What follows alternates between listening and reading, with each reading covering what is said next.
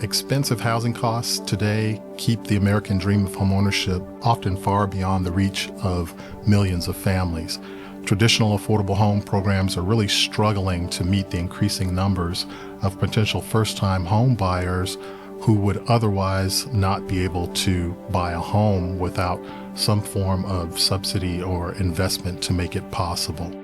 The Homes for the Future Fund tackles that issue head-on by locking in affordability, not just for the first home buyer, but for every future homeowner of the same home. So the way that Homes for the Future works is that we start by acquiring and rehabbing single-family homes in community land trusts in cities with strong economies and in neighborhoods that are beyond what folks can afford. At the outset, we rent them. They stay high-quality rentals. We'll hold those for up to 10 years, and then ultimately be able to sell those at an affordable price point into those community land trusts. So it's giving those community land trusts a little bit of a head start and allowing them to build their portfolios faster and use whatever public subsidy they do have more efficiently. So over that time, the capital that we owe back to our lenders and investors is going down, purchasing power is going up, and at a certain point, those lines cross, and we get to the point where we can sell affordably and still repay all of our capital to investors plus a modest return. And there's a resale formula that governs how much higher they can sell that home for. So over time, you have a home that's in a strong neighborhood that's appreciating modestly, staying affordable over time, but still providing all the benefits of home ownership, including wealth creation for family after family after family. There's a lot of infrastructure that's grown to facilitate private investment into single-family homes in these very same communities. We're leveraging that infrastructure that's been built for one kind of investment and using it for impact investment instead. Our deep experience is combined with strong community partnerships and a proven commitment to racial equity. That puts us in a unique position to be able to grow the Homes for the Future Fund. So the scale trajectory that we see, just by the numbers, how many homes do we think in the country could fit this model? And it was just shy of 1 million. Geographically, there's a lot of opportunity. We're really taking one city at a time. We want to sort of launch in one place, understand it, understand what the partner needs are, do that well, and then move on to another market. So over time, we'll expand, but it is really incremental and intentional.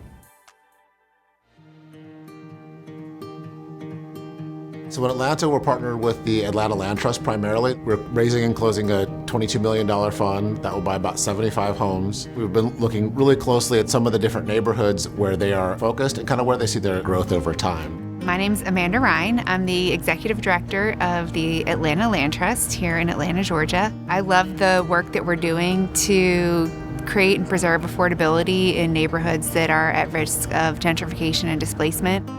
Community land trusts across the country can really do lots of different things. It's really about community determining how land is going to be used, so they can do lots of different land uses. But here in Atlanta, what we perceive to be the greatest need is for homeownership opportunities.